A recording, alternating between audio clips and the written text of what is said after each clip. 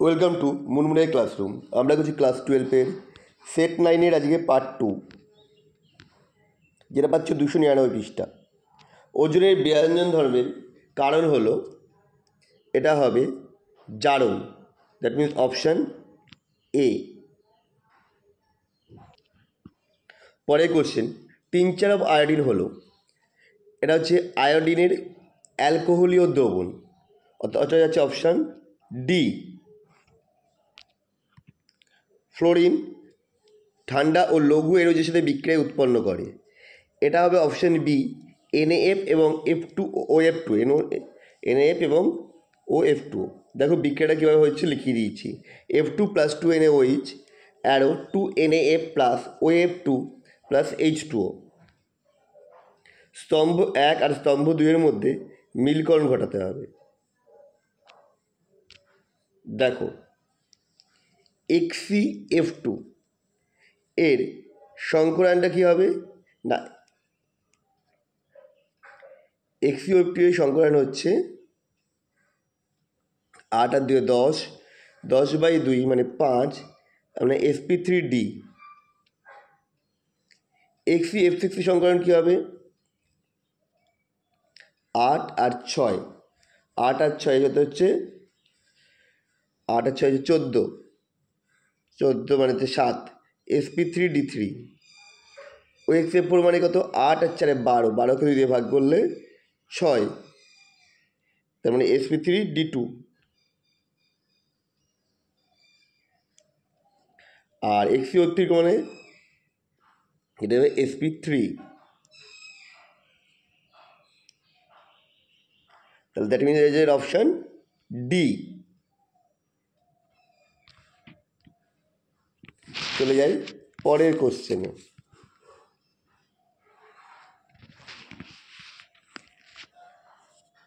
এখানে এরা বলেছে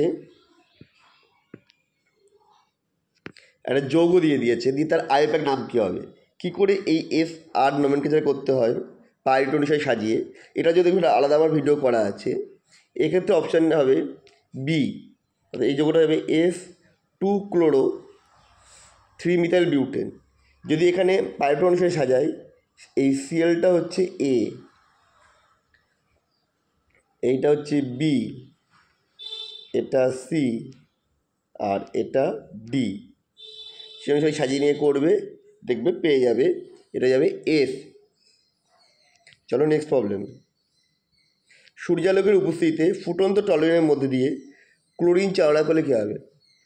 এখানে কোনো হ্যালোজেন ক্যারিয়ার দেওয়া হয়নি, টলোরিনের মধ্যে ক্লোরিন দিয়েছে, তার মানে হচ্ছে বেঞ্জিন বলয়ে কোনো Cl প্রবেশ করবে না, করবে হচ্ছে CH3 করে হাইড্রোজেনটা প্রতিস্থাপিত হবে, অর্থাৎ অপশান সি।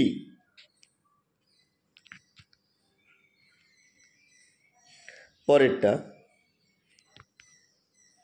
Cl মানে অ্যানিসোলের হচ্ছে প্যারা ক্লোরো অ্যানিসিলেনের সাথে NaNH2 বিক্রিয়া ঘটালে মুখ্য যৌগ হিসাবে কি উৎপন্ন হবে। মুখ্য যৌগ হিসেবে যেটা তৈরি হবে সেটা হচ্ছে অপশান বি এরটাতে মেটা অ্যামিনো অ্যানিসোল, অপশান বি। ক্ষারের জলীয় দ্রবণের উপস্থিতিতে নিচের কোনটি SN1 বিক্রিয়ায় সহজে অংশগ্রহণ করবে। SN1-এ করলে তো 3 ডিগ্রিরা করে, 3 ডিগ্রি কার্বোহাইড্রেট সহজে SN1 বিক্রিয়ায় অংশগ্রহণ করবে, মানে 3 ডিগ্রি হ্যালাইড, সেই জন্য এটা হচ্ছে অপশান ডি।